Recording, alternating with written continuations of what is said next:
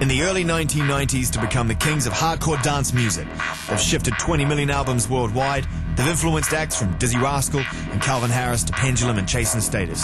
And they're still dropping some of the fattest and most inventive beats imaginable. From playing to a handful of clubbers in a small Essex town to becoming one of the biggest bands on the planet. This is the story of the Prodigy. I get the whole crowd going. They're amazing, aren't they? Absolutely classic. The drum beat is just ace. It's just the atmosphere that they create. Really buzzing. But I love them so much, they're great. This is just good. You can't not like the Prodigy.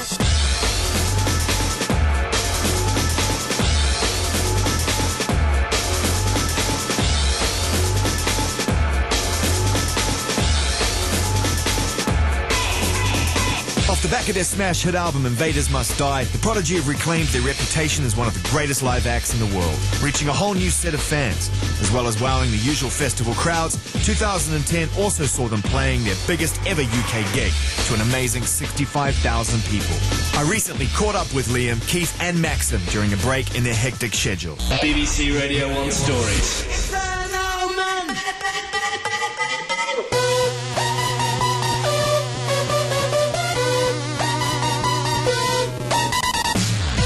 Well, gentlemen, any opportunity to catch up with you, and it's nice to do so here in a very sort of calm and quiet and comfortable environment. Right here, sort of, I guess this is kind of the rec room of your studio, is that right? We're not allowed in here usually. You don't pay the bill? We end up on the roof most of the time. Yeah. Well, this is in the complex where you guys make your music as the Prodigy, and we're here to talk through the story of the Prodigy, and it's been quite a story. Yeah. And I suppose that really, to say straight off the bat, the good news is that we're catching up with you at another peak for you guys. We're not looking back over the glory days and reminiscing. We're actually catching you in a moment when I think you're probably at your best as a fan. Thank you. So it's nice to do that. Good. Nice. I guess you guys haven't spent much time here in the studio complex recently because the road is constantly crawling, isn't it? That's right, yeah. Been quite busy. Yeah, flat out. Being a live band is sort of like the key to the Prodigy, really. But it's kind of funny, you know, one kicks the other one up the arse, you know, because you've got to get into the studio to make new tracks, to keep it rolling and keep everything fresh. Well, the demand for you guys as a live band has just gone up and up and up since the release of Invaders, you know, and obviously that's a great thing. But at the same time, is it getting to the point now, Liam, before we start going right back over all ground, like you're ready to move forward? I'm looking forward to getting back in the studio for sure. I think every album has a certain cycle as far as playing live, and then you sort of run out of steam a bit. We haven't yet, but it's getting to that point where you need the new injection of the tunes, you know. That's what drives us, you know. We always have to have new tracks in the set to keep us going. BBC Radio 1 Stories. Alright, let's go right back to the very beginning. This is about as comprehensive as I've ever gotten with you as well. So this is the story of the Prodigy, and we have to start at the start. Before you guys were a band, I mean, you know, how long had you known each other? I mean, what was your relationships like before you actually started making music or hanging out together on a creative level? We literally met Maxim on the first gig in Hackney, in Dalston, in Four Aces Club. I think me and Keith had known each other for a year and a half. Yeah, about that. We'd been kind of like... We were sort of all friends through party friends. Keith, you were living in kind of like a squat, weren't you? And I had a girlfriend that lived in the same place, and so we kind of met through that, you know, sort of ravers.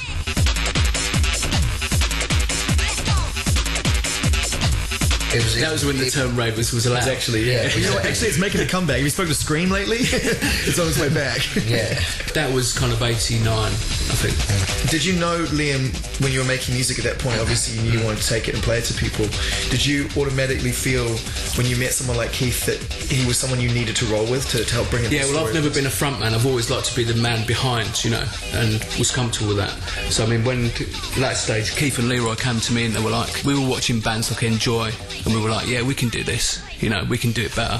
So with the guys on stage, it was like, you know, it made sense. I think it was actually Leroy's idea, wasn't it? Yeah, that's right. I mean, we had the tape. That's what you played off the back of the tape? Yes. Oh my God. Yeah. You actually had the tape, and you used to cane the arse. Oi, Liam, press play on the tape.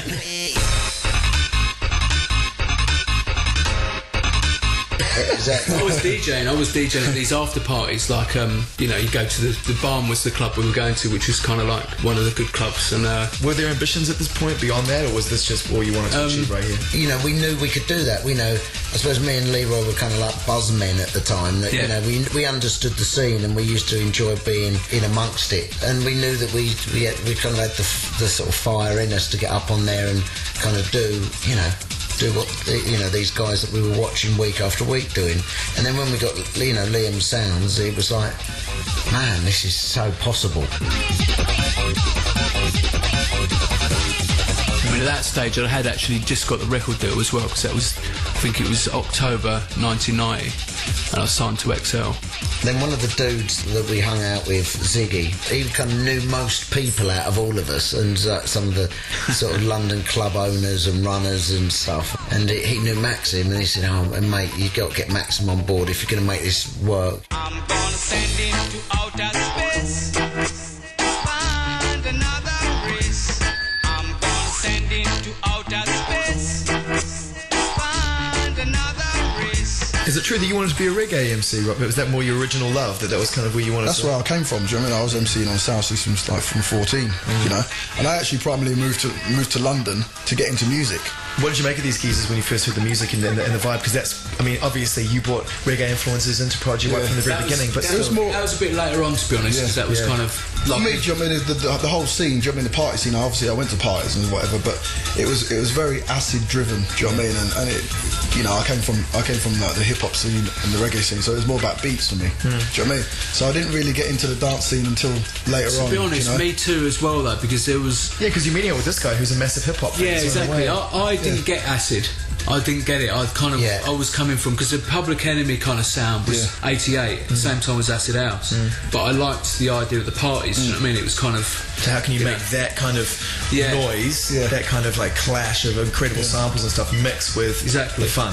How were people reacting to your music at the time, Liam? Because like you say, there's all these influences that are slowly coming together. Call it fate, call it coincidence, whatever. You're getting, you know, this reggae influence mixed up. You've already got kind of Leroy and Keith there, and they're very instrumental to helping you build like it. How people is in like the crowd started to respond to the original stuff as you played it more and more, because you've always had different influences than a lot of those people. We knew people were starting to get it, but we knew it was a real kind of London thing, really. It wasn't really going out of London.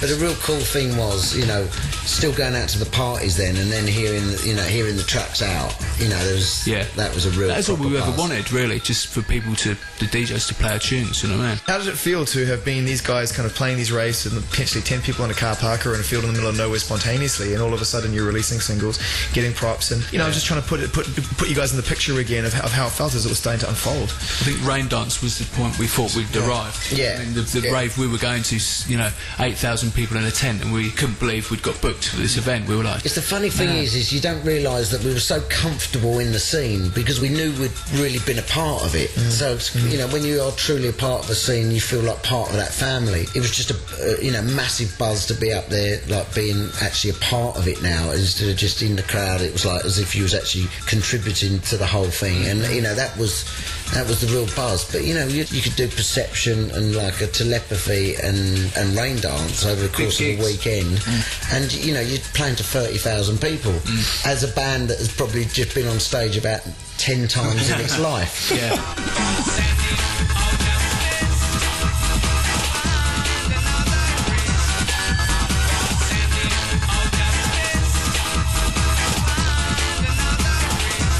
Our goals, if anything, was to get into clubs and raves for nothing.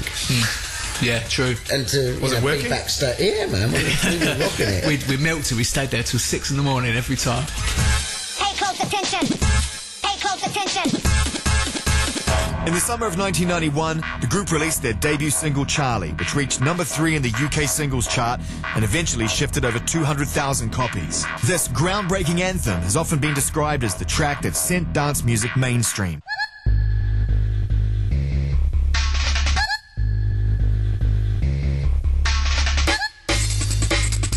One good story is the story of how Charlie come about, you know. I mean, I wrote the tune, come back from probably the Barn or one of those gigs, and flicked on the TV, and there was all these mad 70s adverts in between, the double-deckers I think it was or something. Charlie Says, come on, and I was just like, my mates are going to love this if I sample this, it will do their heads in.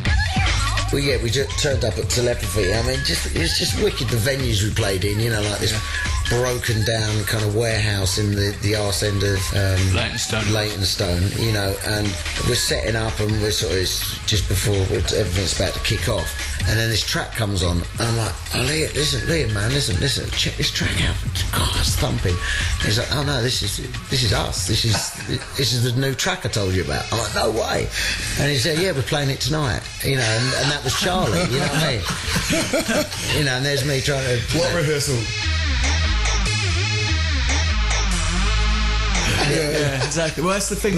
We never rehearsed. That's the thing about it, because the philosophy behind that was we like to think of ourselves as people out the crowd. You know what I mean? So Keith always said that when he is a DJ playing a tune, you know, you don't know what's coming. So it's just like, you don't rehearse. You don't rehearse to go out and like have a good time. Getting back to Charlie, because that was obviously a really important point in the story of the Prodigy, when that song blew up for you and started to become very popular, and naturally it came with a certain amount of knocks. Was that kind of a turning point for you as well, when people started saying that, okay, well good, I can leave this behind now because I don't want to be a part of this anymore? I suppose it's interesting, just because you're on the subject, to point out that that's where the Top of the Pops snub came from. Basically, it'd gone into the charts. I don't know where it'd gone to, and then Top of the Pops come to us and said, oh, we want you to, you know, to perform, and we was like, no way. We'd seen other bands that have jumped at it.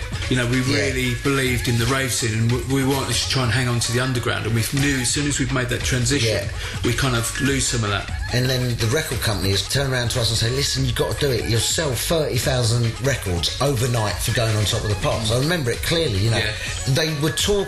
We were like, no. They didn't even get a maybe. It was like, no, straight. And they walked us, as we left, they were still trying to sort of talk us into it. You know? It was like that for every single, wasn't just Charlie. It was like every time they thought, oh, we'll get him this time. But you know what? According to history, what you got in return, inevitably, was a bunch of people in that scene you were trying to protect who turned around and accused you of selling them out anyway. So, you know, I guess in a way what I'm getting at was that kind of a turning point for you when you realised, actually, we've got to be natural to who we are, and if we want to sell records, we want to make big records, we want to, you know, play big parks. Is this a turning point? No, it wasn't a turning point. It stayed like that. I mean, I didn't want to do an album. I thought doing an album was selling out. I was like, what are you talking about? We just deal with 12 inches DJs, that's it. And I had to be talked into doing it. And then I was like, looked at it from a different angle. I thought, well, let's be the first. So the experience comes out, you made the album, and you know, you are already groundbreakers, you already released the first album in rave. When did you realise that actually this scene that you had been such a part of and been so instrumental in helping to keep alive, that you were outgrowing it? I think when it started to actually physically die. I remember that exact moment for me, actually, on stage in Scotland. We'd done Wind It Up.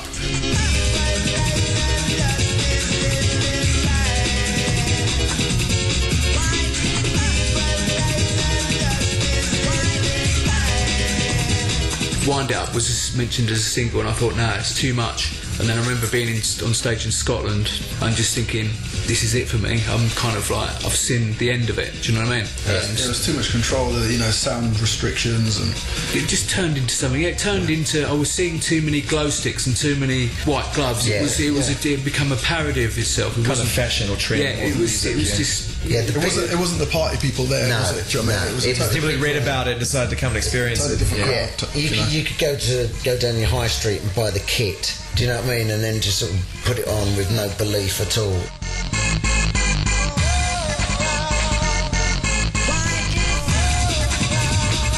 So there wasn't any, you know, people that turned up, they didn't have a foundation. It was like Keith said, I mean, just buy the kit, turn up, oh, this is in now, let's go down there.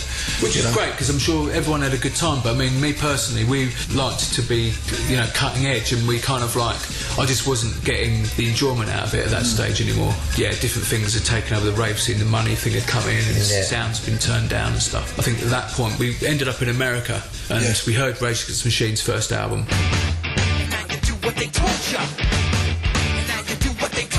And Keith had brought, I think we brought The Chronic and Rage's first album. I don't know when they came out, but it was 93, I think, or 94. We got down with it, and that was it. It just changed everything. It was, for me. For us, hip hop with guitars. Come on.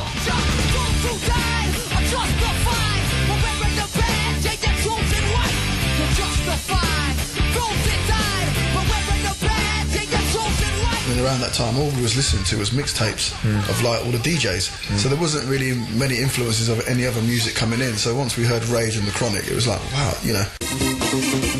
Well, it definitely, definitely lit a match for you guys, and what we got was an officially, in our world anyway, bona fide masterpiece. You know, a record from start to finish that can't be picked apart in any other way, but just it's perfect. Music for the jilted generation. And how were you working in your studio at this time? Had it changed from the experience? Were you trying new things, new technologies? Different studio, yeah. I was in the Grey studio. Wasn't I? Yeah, that's right. Yeah. How were you making music at that point? I mean, had the hours changed? Had your attitude towards making music just living it. It's all day long, all night long. Yeah. Usually the first person to come in the studio was the person that ended up performing on stage to the track. Yes. You know, so it would be like usually a race between Keith and Leroy to get in the studio. You know, Jilted was kind of I was proper greedy though. I've got to be honest, I was proper greedy. You just stayed at my house in a one-man tent. I did. Driveway. I used to honestly, You can't argue with that, boys. I used to just if you wanted that bad, go ahead. Yeah, man.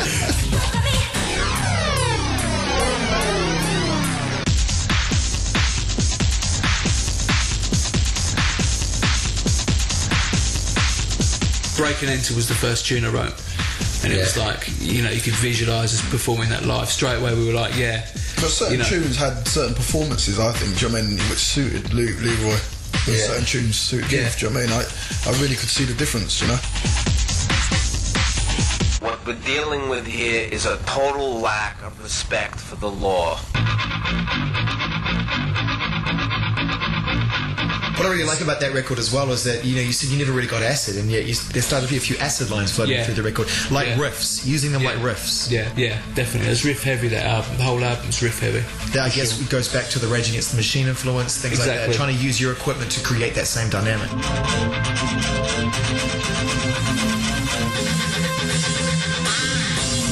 I mean, I came back and wrote Voodoo People after hearing Rage and Their Law, which was a collaboration between the guitarist of Pop Release itself, I must say, not the whole band. Only because we'd hung out with him for a few gigs and he was the only guitarist I knew. That was the reason, you know.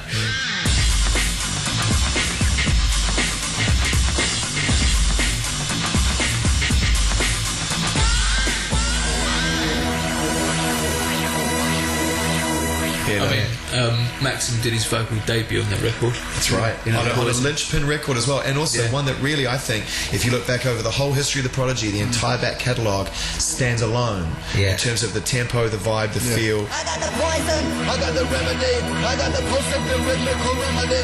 I got the poison, I got the remedy, I got the post-sector rhythmical remedy. I got the poison, I got the remedy, I got the post-sector rhythmical remedy. I got the poison, I got the remedy, I got the pressure, the pressure.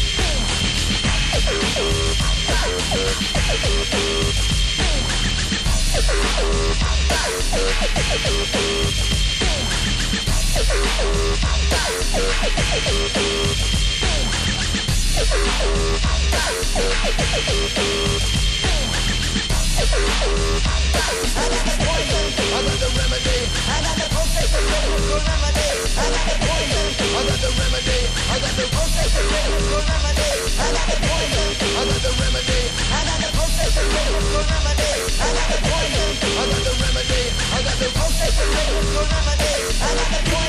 I got the remedy. I got the perfect and rhythmical remedy. I got the poison. I got the remedy. I got the perfect and rhythmical remedy. I got the poison. I got the remedy. I got the perfect and rhythmical remedy. I got the poison. I got the remedy. I got the poison. I got the poison. I got the poison.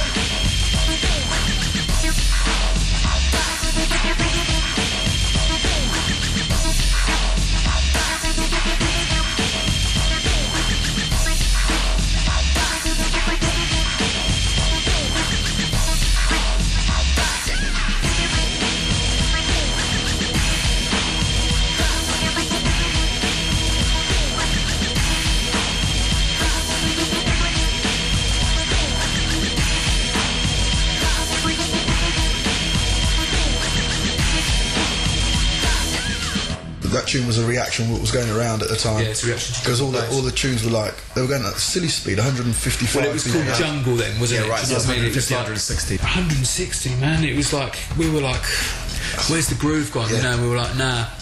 So that was a definite reaction to that Poison. I'm Zane Lowe, and you're listening to The Story of the Prodigy on BBC Radio 1. Was it a fun experience making music for the Jilted Generation? It's fun to listen to. Yeah, it was, yeah. What was going through your minds at the time? I mean, you have had success at that point. You're making a stylistic and musical shift. Did it feel like the whole world was ahead of you? No, in my head, I thought we were a new band. You know, we did actually cross my mind whether we should get rid of the name and start a new band name, because we literally, even on the gigs, we went back to square one, back in a tour bus. Yeah, like going from the big raves of 30,000, going, right, that's gone now. We're back into colleges, you know, unis and 500 people. We played at a festival. That was one of the first festivals we played at, and that was a turning point because we saw a new audience, you know, and they could get down with the energy the same way they could with Helmet or a band like that. It was all rock bands, yeah. We was excited to do it. Yeah, do you know what I mean? it was the challenge. It was like challenge. putting ourselves. I think putting ourselves into stages and environments and having complete belief in what you did, knowing that you weren't faking it. It really worked, and very quickly that risk that you took started to pay off, like in record time. You went from kind of being these new kids on the block on these stages to being regarded by many who saw you at festivals like Glastonbury as being the highlight of the weekend and doing something very different.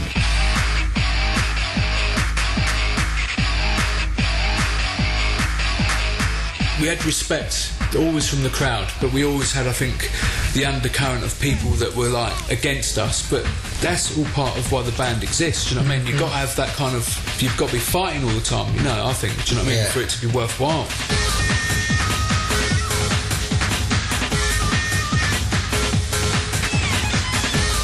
You took it even further, and you took that kind of attitude from people that, well, you guys are outsiders, and you actually started to work with it proactively and utilize it. You know, you started to kind of present yourself image-wise in a far more confrontational way. Piercings became more prevalent.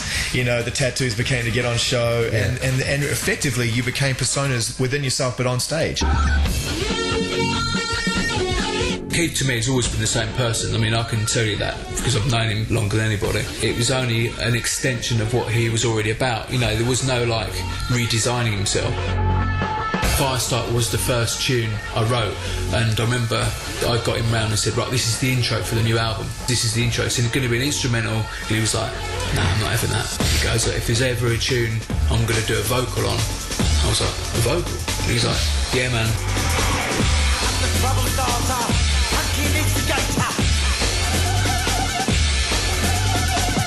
I'm the fear addicted, danger illustrated. I'm a fire starter, twisted fire starter. You're the fire starter, twisted fire starter.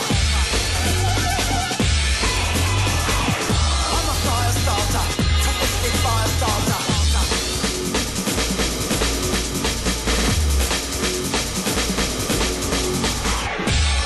You hated, filthy factual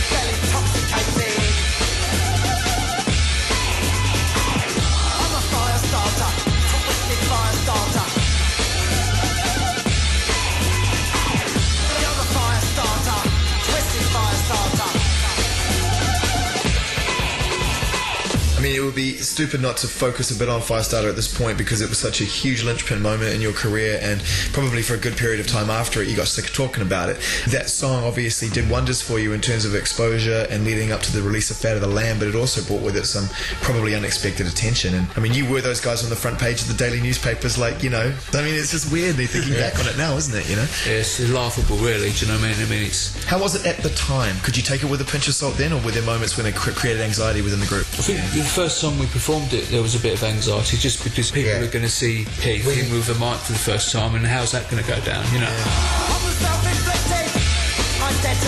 And fans, so they're going to have it or not have it. Needless to say, they had it. I'm the one infected with the animator. I'm a fire starter, twisted fire starter. You're the fire starter, twisted fire starter. I'm a fire starter, twisted fire starter.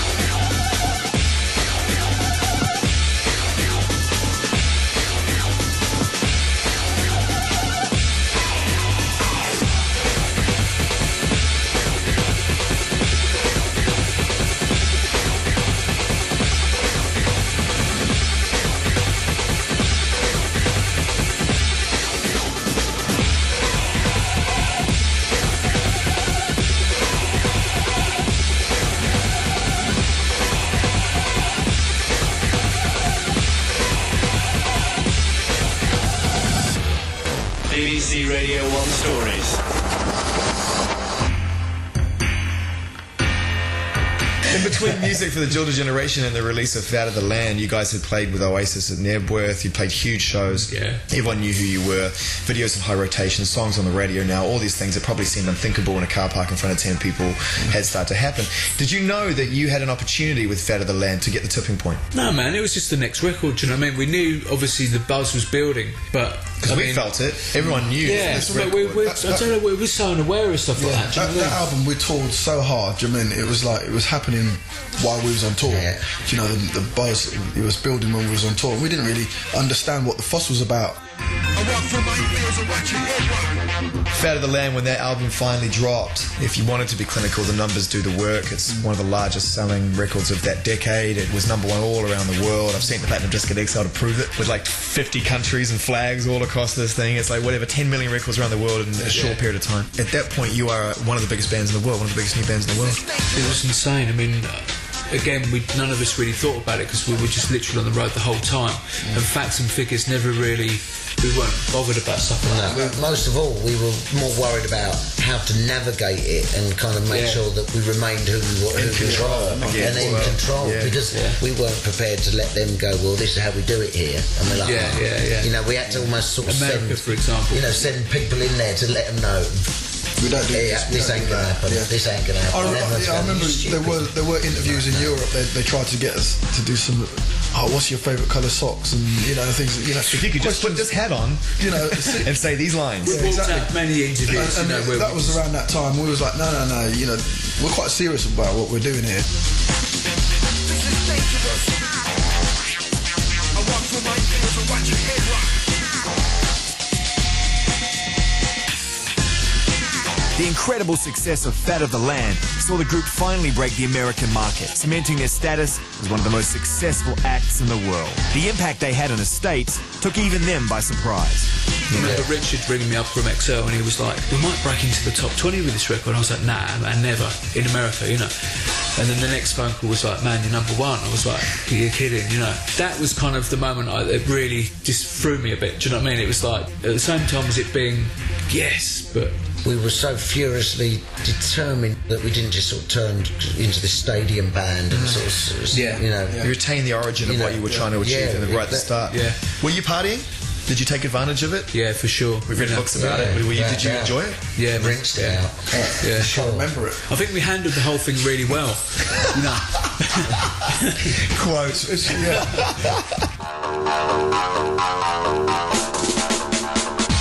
The boys from Essex are now so hot they're attracting attention from the likes of David Bowie and U2, all keen to collaborate with them and make use of Liam's skills as a producer. But the group want to keep their unique sound for themselves and turn down all such requests, prompting one music icon to use slightly more direct means. I've just met my new girlfriend and partying at home like 2 in the morning, and suddenly the phone rings and it's Madonna, you know, asking me to do this gig. And so I'm like, no, I'm not going to do it. You know, you're never going to get the band to play it, but I might DJ. So that was that. Put the phone down, and the girlfriend was like, who's that? I said, that's Madonna. She was impressed. So that's just funny, you know.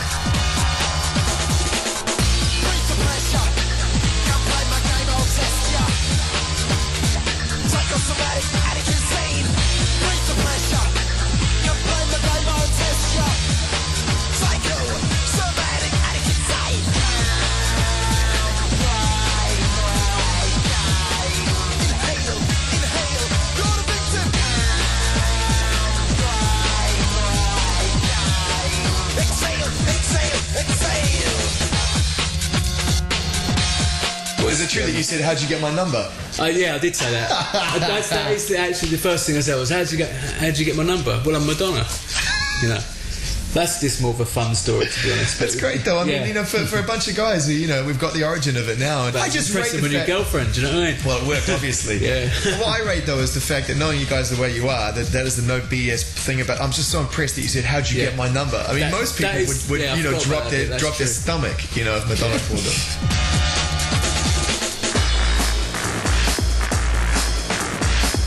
1998, and the Prodigy are asked to headline the Reading Festival alongside the Beastie Boys. What should have seen them hanging out with hip-hop superstars they'd long since admired, instead turned into one of the most famous spats in music history.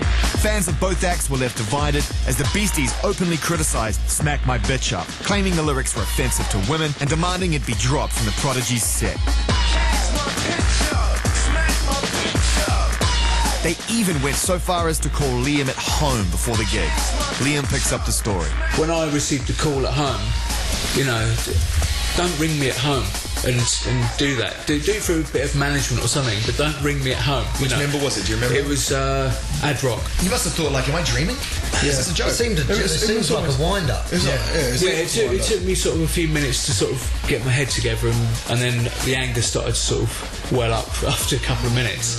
And then I was like, listen, that lyric is a way of expressing anger and kind of, you know, it obviously isn't related to that. The metaphor, effectively, yeah, really clear about it's exactly what it is, you know. I can't even say some of the stuff he was saying, and I was just like, man.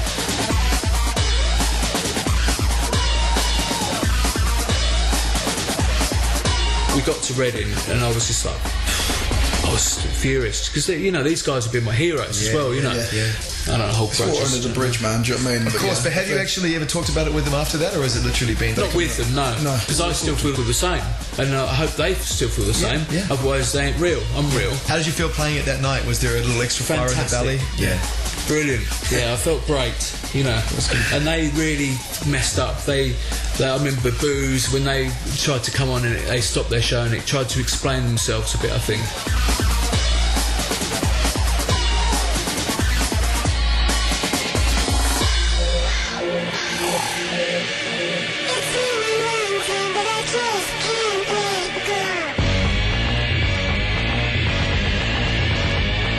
Wow, what a journey so far. And then you've got to take stock because the road comes to an end. What was the feeling like with the three of you, or the four of you? We were cool. In the group. Apart from, I think I was frustrated because back in those days, laptops didn't really have the power for you to take studios on the road and that type of thing. So the studio was just something I would visit in between gigs. And then if you're back for 3 days, you know, you're not going to go in the studio for a day. You know, it's just pointless. You need to be going there for a 2-week period or something. Yeah. So I was becoming more and more frustrated that the never-ending Fat of the Land tour wasn't ending. You know, and it was kind of like, not that I didn't love the gigs anymore, but I just wanted to get back in the studio for the next phase. Yeah.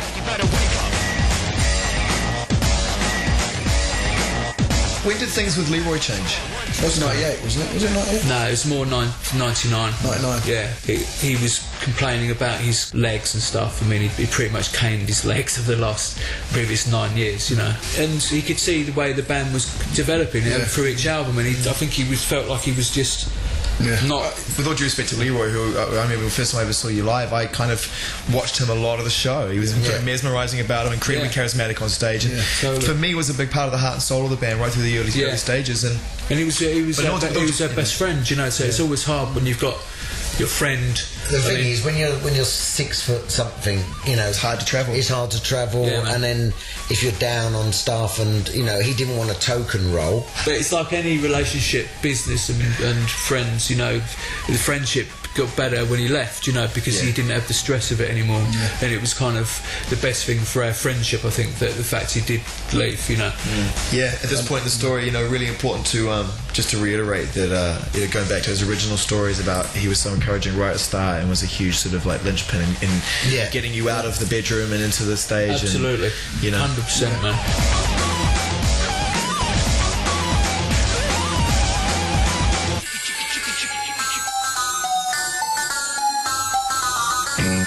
quite a few, well, I was going to say years, I'll put it more into months. You know, time passed in between Fat of the Land, and in 2002 we got Baby's Got a Temper. It was years, man, come on, don't be polite. A few years. The anticipation is building and building and building, and normally what happens is if people take their time and they walk away from it, you hope that it dies down and you're left to your own devices.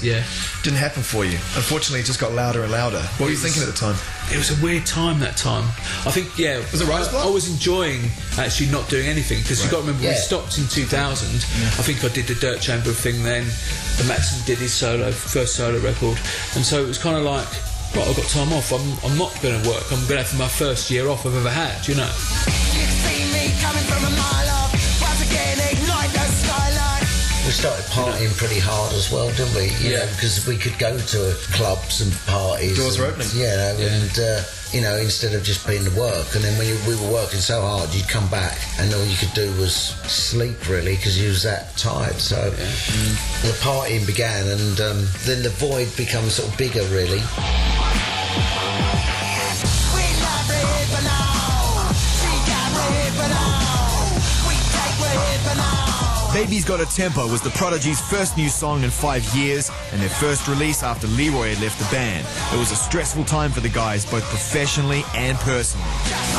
The Baby's Got a Temper period, I mean, I've always said the sound of that record really represents the state of the band. It's lethargic. It's a dark record, and it was a dark band at that time. The thoughts in the band. I mean, we still believed in it, otherwise we wouldn't put it out. And actually, listening back to it now, I think I've given myself a bit of a hard time with it, but it was more to do with the state of... You talking about Baby's Got a Temper or Always Outnumbered? Baby's Got a Temper. I have always said, Evan, all the way along, I've always said I rated that record far higher than even you did when we've had conversations about it. To me, it's what I wanted you guys to come back with, which was something that was tougher, a little more oppressive, a little bit more... Yeah. I mean, again, it's real, you know, it was 100% real, and it was like, it really represented the state of the band.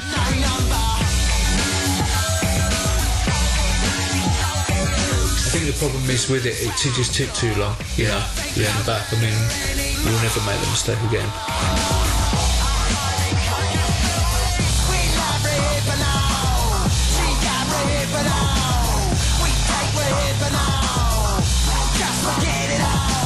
Then you get Always Outnumbered, Never Outgunned, which, if I'm not mistaken, was kind of a laptop record.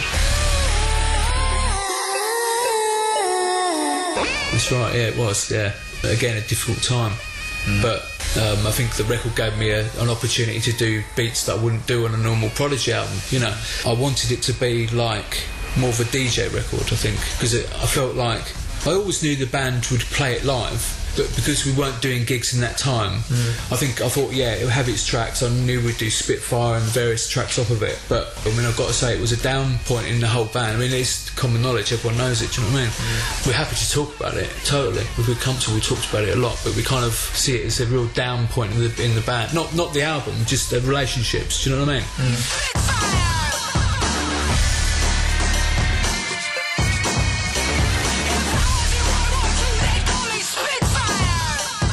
We look at the album as kind of like a bit of a lost record, but it's one a Prodigy fan can discover, do you know what I mean, and go, actually, that's quite a good record. To me, what that record is, if I can give you a compliment, is it shows off your ability as a programmer and as an engineer more than as a band, you know? A lot of the stuff was freed up by me just having a laptop and just writing anywhere. Then I used that to my advantage, and then the record got written quite quickly.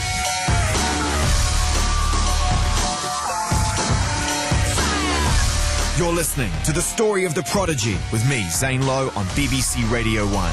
'Cause you know that I can.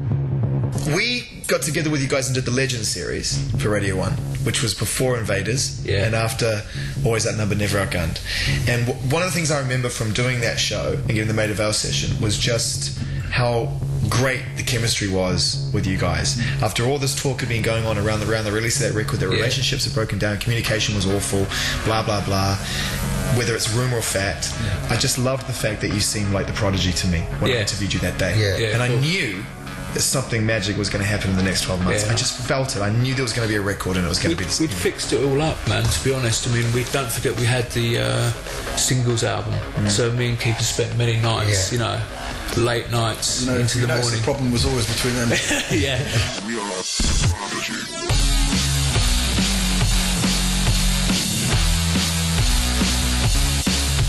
We ironed those problems out in many ways. Yeah, for sure. And it was all resolved, you know, and it was all cool. I mean, it's kind of like, it's you know, it's easily described as like, you know, brothers fall out, you know, and sometimes you feud and then you have a bit of a feud, but the love is always there and the respect is always there. Yeah, and, man. You know, and that's what brings you back together again. And it sounded like you guys had fun, in inverted commas, making this record. Yeah, we did. I mean, the whole of the record, I've got to say, all of us three were in the studio all at the same time. That's the first time that's ever happened, you know. With this album, it was a proper band album, you know, it really felt like, you know, I may be the one operating the gear, but it's like it is the three heads that go into, like, the vibe.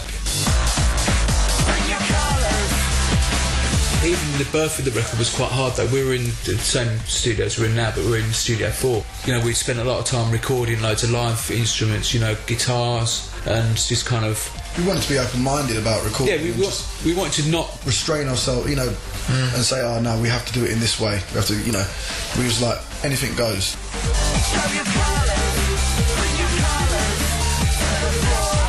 Yeah. But you got to focus a record, and to do that, it sounds like you went to a small room and actually focused your surroundings as well. I think what happened is we'd written colours in that first room, which when you actually listen to the record, you can almost hear the difference in the kind of work. It's more of a song, I guess, as well. You know, so that was one of the songs to survive those earlier sessions.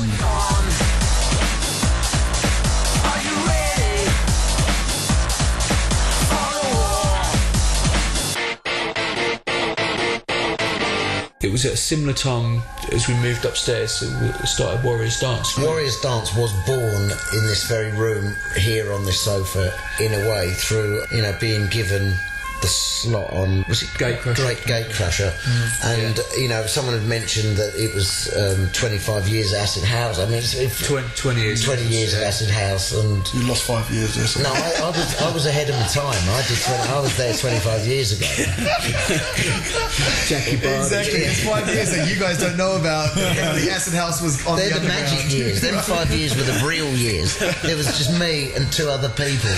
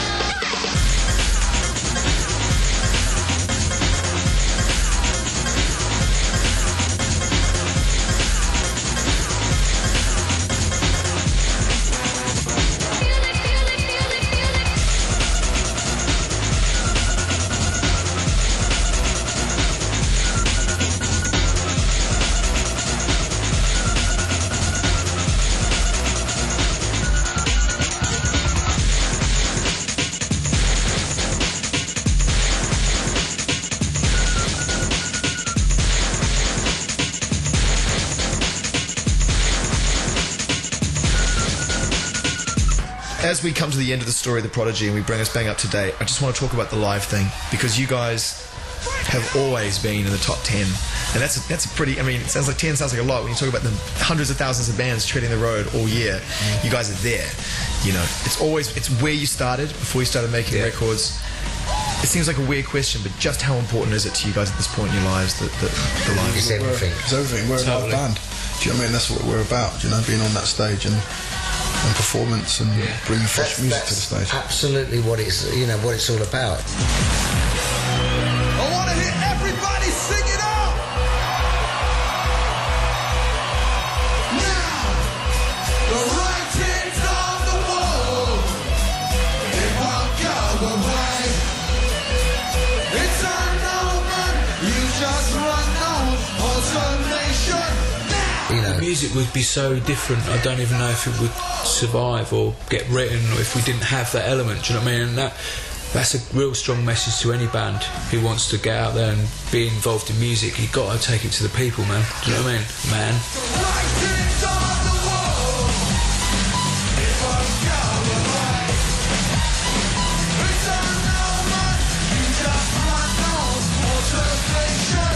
You have to reiterate the fact that the music is written for stage, you know. Yeah. That's what it's written for. It's not just to put out on an album and you got to give it. You've got to turn it into 3D. There's a lot of energy involved, and obviously I have to keep fit to do it. I'm not up there because I like working out or I enjoy the gym. I'm up there because in my head I'm going to smash someone to bits at the weekend. It's a warrior mentality. It's a fighter mentality. Yeah. That's the only reason I'm doing it, because I've got it in my head. I'm never going to be taken out this coming weekend. It goes back to that kind of party scene ethic, that it's got to thump. It's got to be the big tune that smashes the place to bits. The sound's got to be massive. You know what I mean? And there's no wishy-washy, there's no time for that. It's got to be out there, it's got to be an onslaught.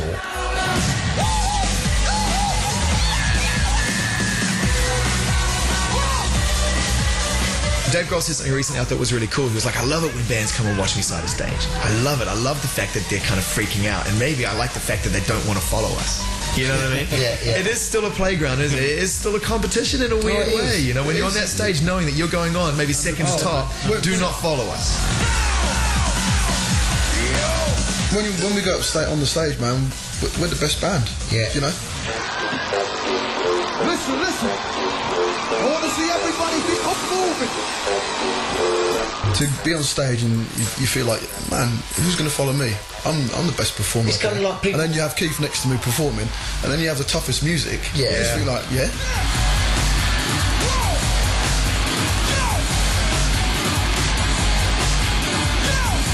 Because it's going live, it needs to be aggressive. It needs to be up there. This is taking you into battle.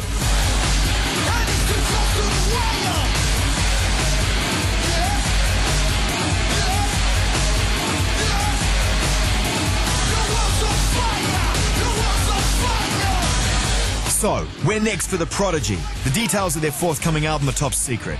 But I managed to get exclusive access to Liam's studio, where he played me some never-before-heard outtakes from Invaders Must Die, which may yet see the light of day in another form.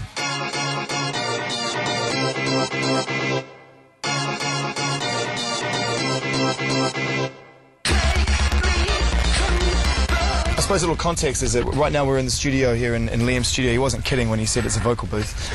But needless to say, it's perfect. It's the perfect size with the perfect amount of equipment, and it feels incredibly comfortable in here, despite the fact that it's full of pretty hardcore velvet. And I'm not going to give away too much. I'll keep it dark. Keep it dark, there's no doubt. So this is a track that you did kind of around the Invaders sessions. Yeah, I mean, I did a lot of different tempo stuff. I was really in experimental mode, and this was recorded like... I was going to just play a couple of bits. I thought it might be interesting to hear. A couple of bits that didn't make the cut, but I still thought, you know, maybe it could have something for the future. But like, this is just literally like 25 bars of something kind of more on a hip-hop level that I kind of liked, you know. BBC Radio 1 stories. Behind the scenes, behind the headlines. In depth and in person.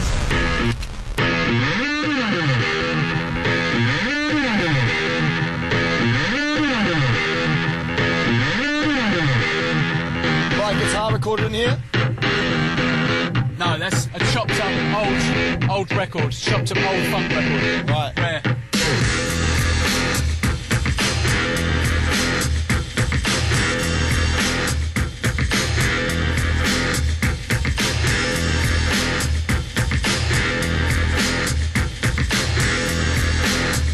No more than that. Well, you know what? Slap Maxim on it, call it a Prodigy record, and we'll see what happens. You know, that probably kept me amused for like a day, you know, and then I kind of moved on to something else. Yeah, so the transition from Lap being, like you say, 25 bars, a good solid idea, which is how pretty much any producer in a beat-making environment will say it all starts. Yeah. Then for it to take structure and take shape, what's the turning point for that song? Is it the guys coming in? It's got to move pretty quickly, to be honest. I mean, that one probably come off of me hearing something and I thought, right, I've got to make a beat like that, and basically then I hit a brick wall with it, and then it just didn't develop any more than that. It felt like it was probably in need of like more of a vocal all the way through or something, so it felt almost like it could have been, because I did do a couple of collaborations with different people on Invaders which didn't see the light, so that might have been a beat for one of those guys, you know what I mean? Who didn't make it on? I can't tell it. Fair enough. This one, obviously, there's a lot more going on. Yeah, this a lot one. more. This is more developed. This is something I kind of. Something about this is cool. I like this. This is kind of might see the light of day in some shape or form. It won't ever come out like this, but there's certain bits of it that are kind of cool.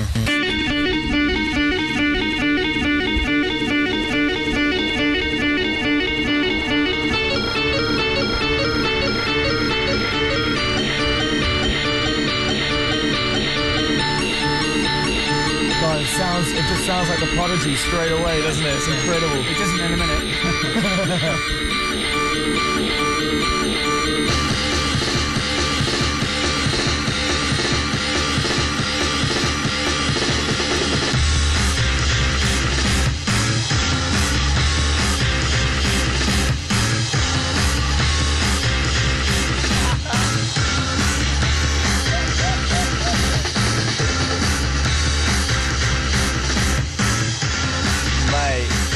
It's got a couple of good sections actually.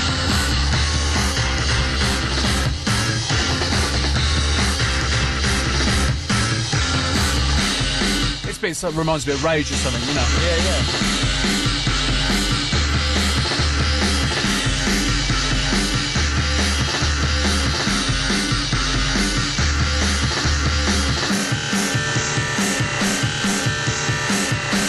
Nice, is the time stretch. Yeah.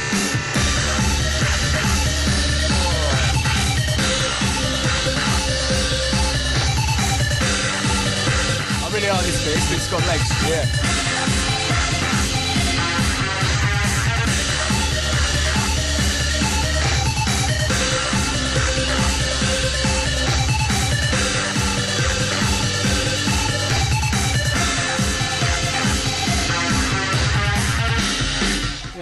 Man, you know what I really like about the stuff you're playing me right now is that it's like the transition from Jilted to Fat of the Land. Yeah. You've made a modern day, a similar jump now from Invaders, being that kind of rave, very updated version of rave, and you've gone right back to kind of rock and roll. Yeah, it's very difficult to, I've always said it's very difficult to combine the two successfully. You know, there's no point in trying to make a synthetic rock record, do you know what I mean? So make it a dance record, but just make it raw. You got to treat it like samples, I guess, in that sense. You got to just make it raw. You got to think of it like a punk rock record and just keep it electronic, but just add those elements in very carefully. Do you know what I mean? It feels like a natural step energy-wise as well. I mean, obviously, whether or not this ends up leading the way for the next record, but it feels like it's a natural step from the energy of the last record to this one. You made a similar jump last time, but it's different. It still sounds. I mean, that one to me at moments sounds like it's kind of almost a '60s. Yeah, it reminds me of the Who or something. Or like the Creation or something like that. Yeah. Exactly. Any requests? Out of the 300 songs I'm looking in your Logic file right now, I have no idea. Hot Beat, what's that? Incredible. What's this? Live Brum? Yeah. Working titles are always the best. Now that is actually Tom Morello's song, funny enough. Wow. That I was... That you're scrolling past very quickly. I was going to get involved in, and I think I was too tied up in the studio with the record. Yeah, yeah. That would make sense, a collaboration with him in the future though, wouldn't it? You know, I mean, being such an influence, it would be full circle. Yeah, I mean, both those two things, you know, they were just kind of things I just threw up, you know. But this is the interesting time for you, isn't it? Because now that you're coming to the end of the touring for Invaders, I suppose the natural place to start is on what you're doing. You're revisiting old ideas to try and kickstart the next next record. Yeah, but also have a skim through it, but not get tired, because I don't know, you got to really start fresh. I think that last song has got elements that would bring into a new version of it. Do you know what I mean? Something cool about kind of starting from scratch. Do you know what I mean? I don't want to just, because there's a reason those didn't make it, those cuts. Do you know what I mean? So contextually, I guess they wouldn't fit on the last record. You have to tell a story with each one. Exactly. This place is just so... I mean, I'm not going to describe it because I think it really needs to remain your safe place. But, it does just scream what your records sound like, you know? Yeah. This is one of the places you feel most comfortable in the world? It looks like my bedroom from when I was like 16. You know? That's my bed there, right there. See that? So that's the story of the Prodigy so far. From Liam's bedroom beats to the biggest venues in the world, they're the godfathers of rave. They've achieved success and credibility unparalleled in dance music history, whilst staying true to their underground roots, and they're still one of the greatest live acts anywhere. But the best part is, their story isn't over yet. Next up, it's Nick Grimshaw. But first, here are the latest news headlines from Newsbeat. Digital, FM, online. This is BBC Radio 1. There are calls to sack a government advisor over a phone hacking scandal. Newsbeat. This is Amy Gladwell. The Labour Party's demanding the Prime Minister